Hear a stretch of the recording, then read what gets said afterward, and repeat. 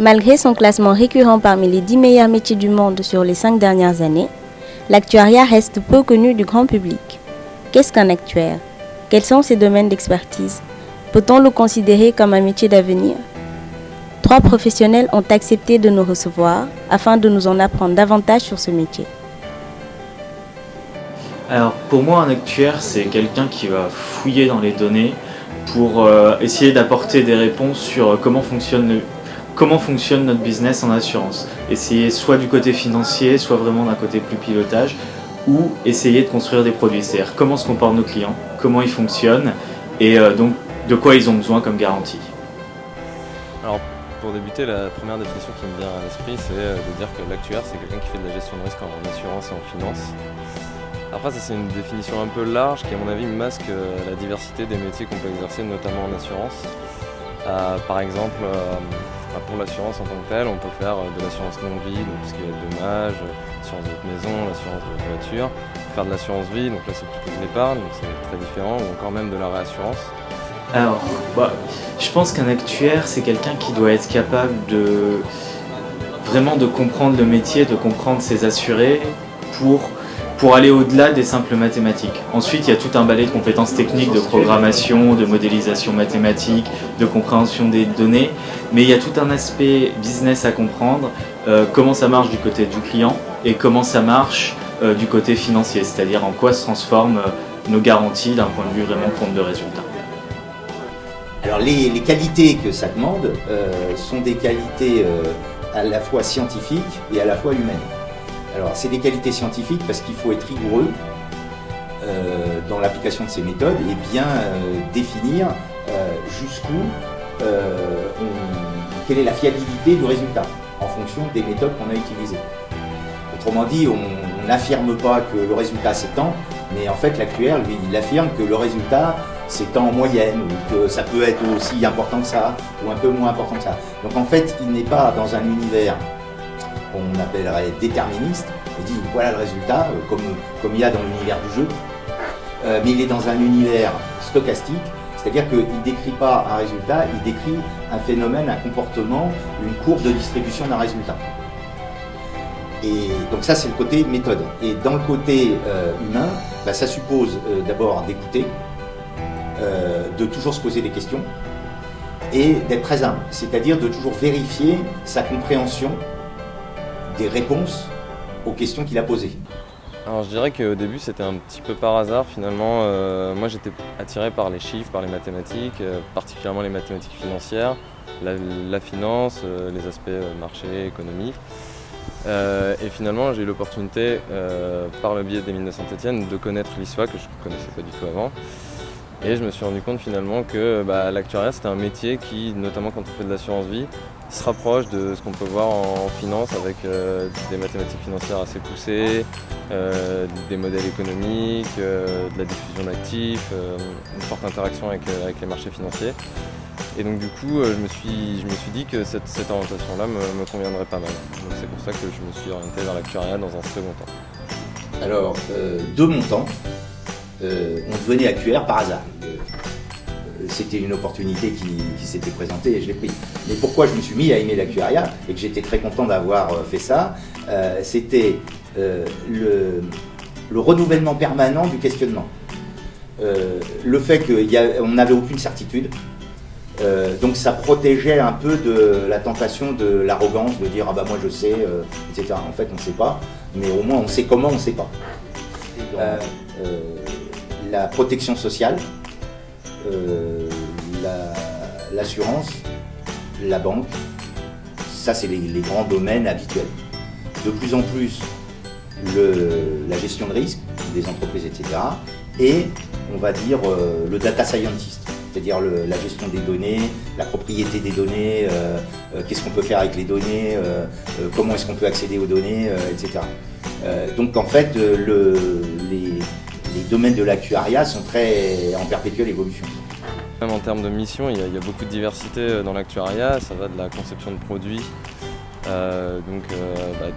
mettre en place des nouveaux produits, déterminer leur tarification, faire des études de rentabilité, jusqu'à la gestion, je dirais, dans un second temps de ces produits d'un point de vue statistique, en regardant comment se comportent les assurés vis-à-vis de ce produit, en construisant des tables d'expérience, des tables de rachat, des tables de mortalité, et de la gestion de risque aussi, d'un point de vue solvabilité notamment de la compagnie. Donc tout un tas de missions qui vont viser à mesurer la solvabilité de la compagnie relative à ses engagements d'assurance.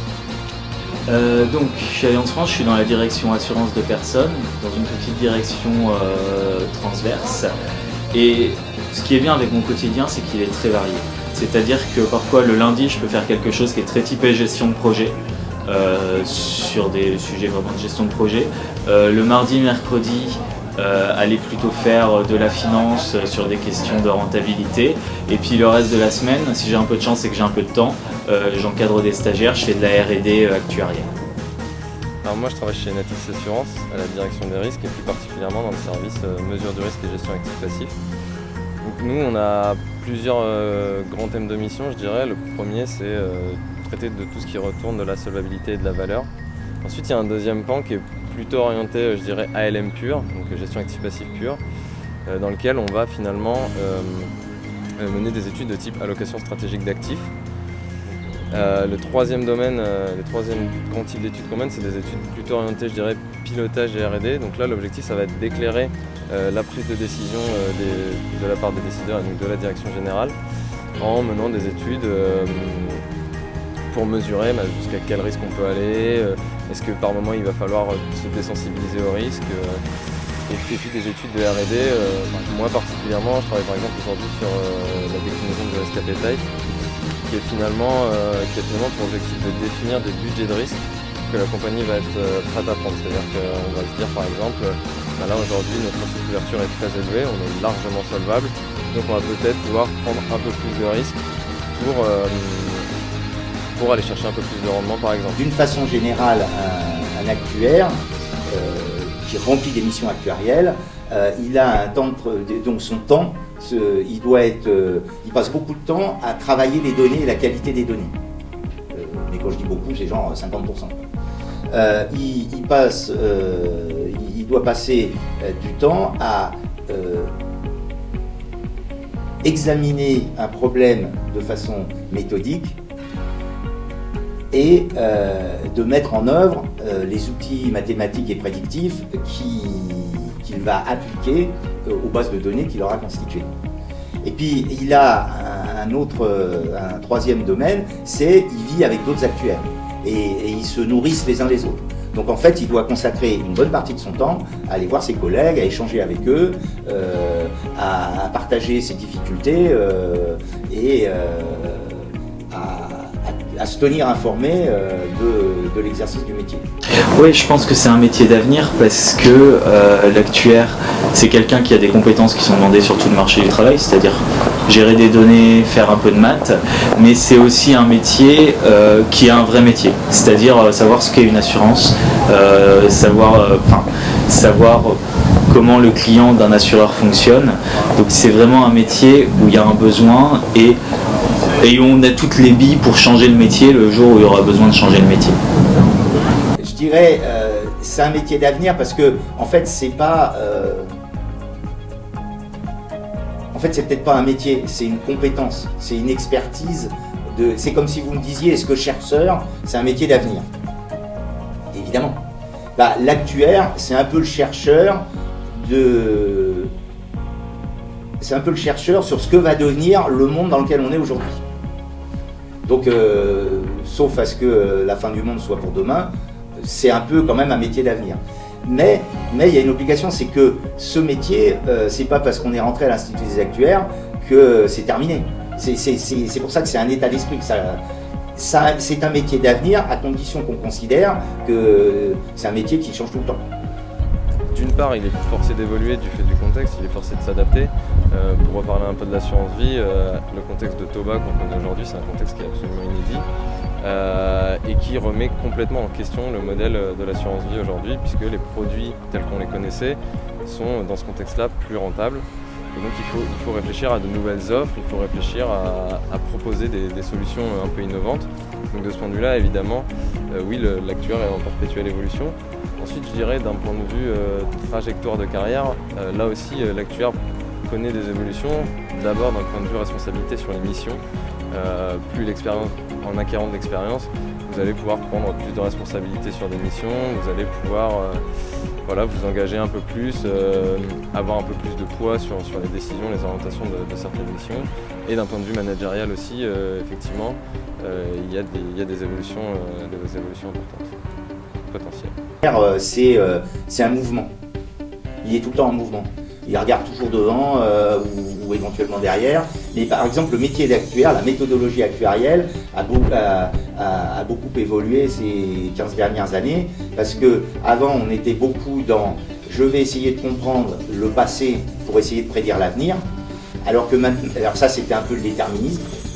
Alors que maintenant, l'actuaire, il a passé le pas en disant bah voilà, moi maintenant j'ai des outils, j'ai des données, j'ai des modèles qui me permettent de simuler tout un tas de possibles de l'avenir. Et donc je ne suis pas là pour dire voilà ce qui va se passer demain, mais je peux dire maintenant voilà ce qui peut se passer demain et avec telle probabilité. Alors moi j'ai un parcours un peu atypique, même si c'est un parcours qu'on voit de plus en plus souvent, de plus en plus fréquemment maintenant. J'ai commencé par faire 2 ans de classe préparatoire qui m'ont permis d'intégrer l'école des mines de Saint-Étienne. Donc il y a une école qui forme plutôt des ingénieurs que des actuaires. Et ensuite, par l'intermédiaire d'un partenariat avec l'ISFA, donc qui est l'école d'actuariat de Lyon, j'ai pu donc intégrer cette école et sous forme d'un double cursus, apprendre ce qu'était l'actuariat. Et donc apprendre à l'ISFA et ensuite, par le biais de mon alternance, orienter mon choix vers spécifiquement la gestion de risque en assurance. Pour ma part, j'ai fait une classe préparatoire, ensuite je suis rentré à l'école centrale. Et à l'école centrale, j'ai passé 2 ans à faire de la vie associative et des cours de mathématiques principalement. J'ai fait une année de césure, dont une partie en Big Four en actuariat. Puis une 3e année d'ingénieur en parallèle du titre d'actuaire à Dauphine, où j'ai confirmé et me suis préparé à trouver un poste en actuariat. Voilà. Ensuite j'ai fait mon mémoire et je suis rentré chez Allianz en tant que jeune actuaire dans une équipe assez sympa. Moi je suis devenu actuaire parce que j'ai suivi en fait la première filière de formation qui existait. Pourquoi ? Parce qu'avant il n'y avait pas de formation, il y avait un concours.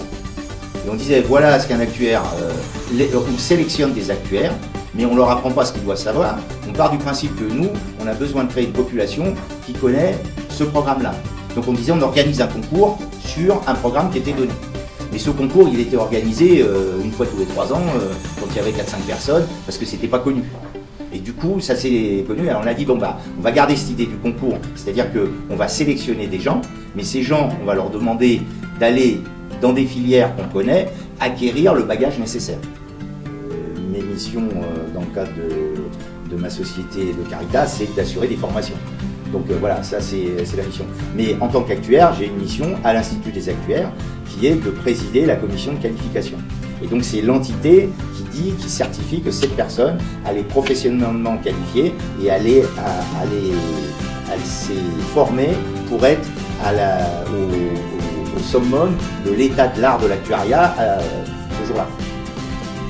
Donc voilà, ce vieil organisme qui s'est donné les moyens de recruter plus de gens et qui s'engage vis-à-vis de l'État à dire ces gens-là qui sont chez nous, ils ont un bagage académique très élevé, ils ont une expérience professionnelle d'au moins 3 ans et ils connaissent les codes de déontologie et les normes professionnelles. Donc ça c'est la dimension qualification professionnelle. Et troisièmement, ils se tiennent à jour de l'évolution du métier et donc c'est des certifiés. Et donc le marché, quand il voit un actuaire membre de l'Institut des actuaires, qui est associé, il sait ce que ça veut dire. Et quand il est qualifié, il sait ce que ça veut dire. Et quand il est certifié, il sait ce que ça veut dire. Mais surtout, ce que ça veut dire, c'est que l'Institut des actuaires s'est porté garante du fait que cette personne était compétente.